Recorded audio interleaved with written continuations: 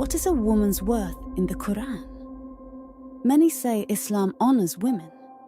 But what does the Qur'an and Hadith really teach? Let's look beyond the slogans and into the sacred texts themselves. The Qur'an in Surah 2:282 says, "And bring to witness 2 witnesses from among your men.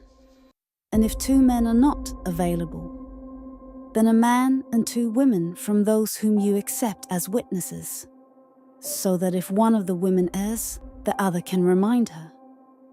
Why is a woman's testimony worth half? The reasoning is that women are more prone to forget.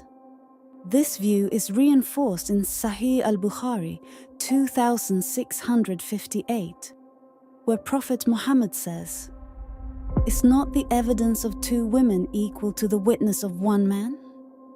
This is a deficiency in her intelligence.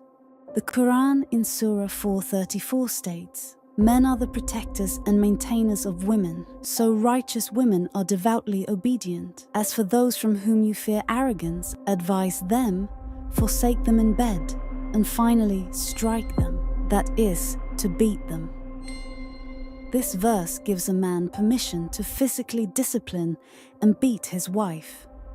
In Sahih Muslim 2127, the Prophet is reported to have said, "A woman should not fast on while her husband is present without his permission.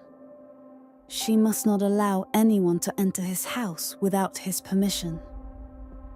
This is not partnership at all. It is control, pure and simple. The wife should not defend herself when getting the beating from him. She should willingly subject herself to the physical abuse from her angry husband.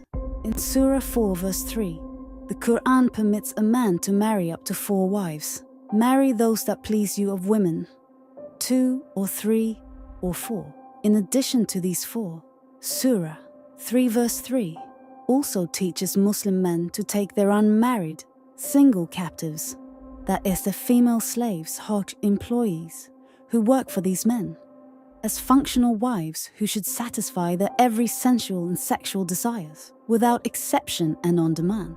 In other words, taking them as sex slaves also, that is, to take whom your right hands possess. In Surah 4:11, it says, "To the male, a portion equal to that of 2 females. In paradise, men are promised huris, virgins with beautiful, large and lustrous eyes." Surah 56:22. But women are not promised husbands. Their reward is often silence. Is this truly God's heart for women? What if there was a creator who values you, not as half, not as second, but as equal and beloved? Let's go deeper. The next video explores where many Muslim women turn to when religion leaves them broken: folk Islam.